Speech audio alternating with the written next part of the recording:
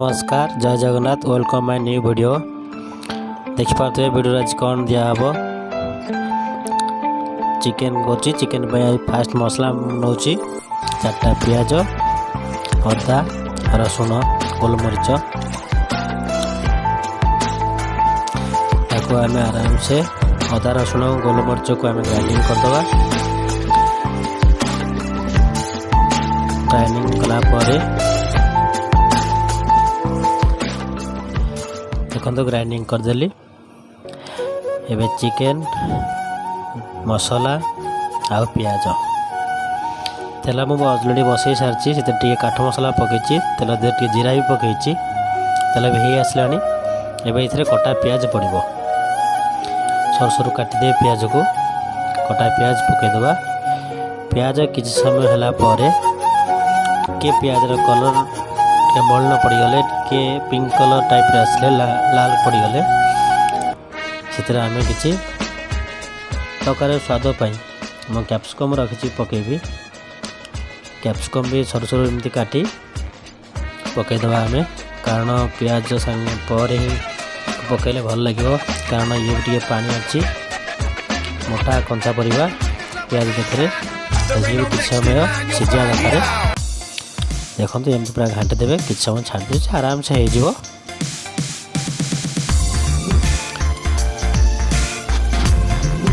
प्राय आसला। देखो कि समय बाद देखो आस्ते आस्ते हो मसलाटा पकाऊँ ग्राइंडिंग कर मसला अदा रसुण गोलमरीच को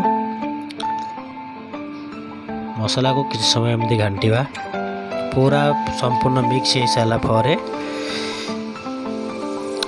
चिकेन आम चिकेन पकेबा कि चिकेन इधर टे मसला टे भलसे कषिजा दरकार।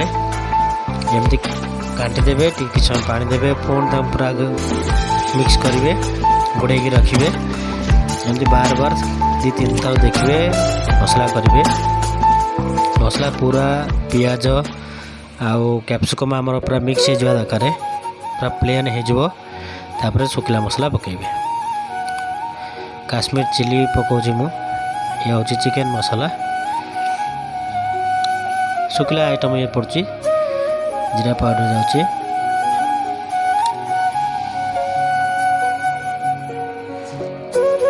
शुखला मसला हिसाब से मुझे नेली पूरा पूरा घाटी देवे मिक्स करदे।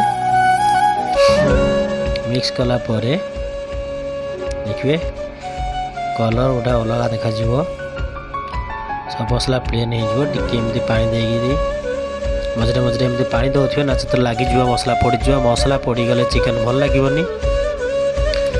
मुख्य है घाटा आ मसला को पड़ानी कि टॉप रे मसला को लगेबानी लगे मसला खराब हो मसला पड़ेब।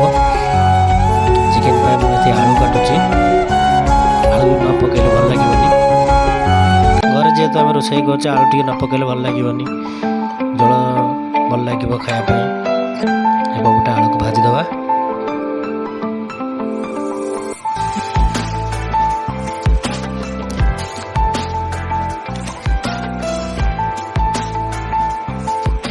गोटे आलू हो गोटे पटे मसला कषा चली।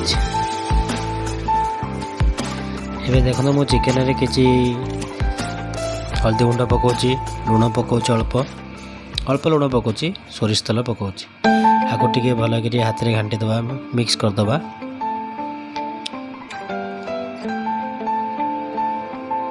कंचा मांस ये जिनस ये पकईले भल लगे मसला हो जाए पकईदबा चिकेन को मसला सहित भल भाव मिक्स करवा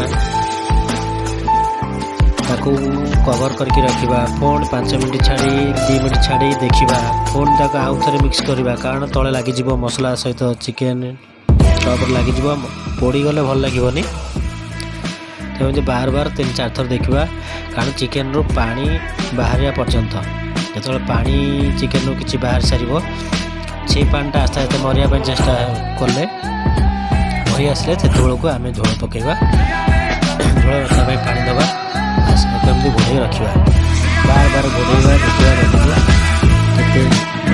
पानी बाहर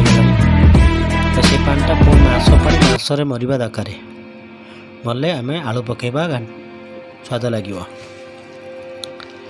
ନିଜେ କରିବେ, ଖାଇବେ, ବଢ଼ିଆ ଲାଗିବ। ହାତ ତିଆରି ରୋଷେଇ ବହୁତ ଭଲ ଲାଗିବ। ଦେଖନ୍ତୁ ମାଂସ ମୁଁ ଆଗରୁ 2-3 ଥର କଷିକିରି ଘୋଡ଼େଇ ଦେଇଥିଲି, ଏବେ ହେଇ ଆସିଲାଣି ଦେଖନ୍ତୁ। ଓ ଦେଖନ୍ତୁ ମାଂସ ଦେହରୁ ଯେଉଁ ପାଣି ବାହାରିଗଲା, କଞ୍ଚା ମାଂସ ତା ଭିତରୁ ଗରମ ହେଲେ ତ ୱାର୍ମ ହେଲେ କିଛି ଜଳ ବାହାରିବ, ପାଣି ବାହାରିବ ଏଥିରେ। ସେ ପାଣି ଯେତେବେଳେ ମରିବା ପାଇଁ ମରି ଆସିବ ସେତେବେଳେ ଆଳୁ ପକାଇବା। ଆଳୁକୁ ପୁଣି ସେମିତି ଘାଣ୍ଟି ଦେବା, ଭଲ ଭାବରେ ମିକ୍ସ କରିଦେବା। ଭଲ ଭାବରେ ମସଲା ହେଉ, ମାଂସ ହେଉ, ଆଳୁ ହେଉ, ତାକୁ ଭଲ ଭାବରେ ମିକ୍ସ କରିବା। ଆଉ ସେକେଣ୍ଡରେ ଆମେ କେବେ ଲାଗିବା ପାଇଁ ଦେବାନି, ପୋଡ଼ିବା ପାଇଁ ଦେବାନି, ଦେଲେ ନଷ୍ଟ ହେଇଯିବ, ତରକାରୀ ସ୍ୱାଦ ପଳେଇବ। ଏବେ ଘୋଡ଼େଇ ଦେବା, କିଛି ସମୟ ବାଦ ଦେଖିବା। ସବୁ ହେଇଯାଇଥିବ। କିଛି ସମୟ ବାଦ ଆମର କ'ଣ ନା ଯେଉଁ ପାଣି ଥିଲା ସେସବୁ ମରିଯାଇଥିବ। ଏବେ ମସ୍ତ ଲାଗିବ। ଦେଖନ୍ତୁ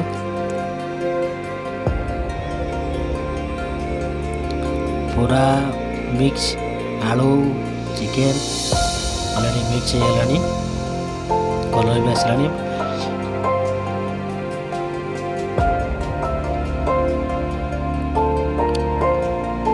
ପୁରା ଫ୍ରାଏ ଟାଇପ୍ର ହେଇଗଲାଣି।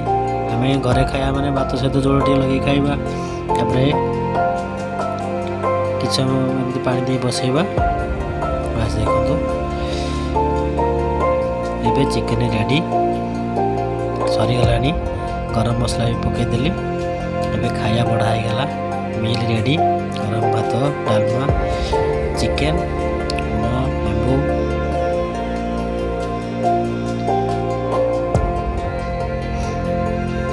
ଏବେ ଆସନ୍ତୁ ଖାଇବା। ମିଲ୍ ରେଡ଼ି ସାଙ୍ଗମାନେ।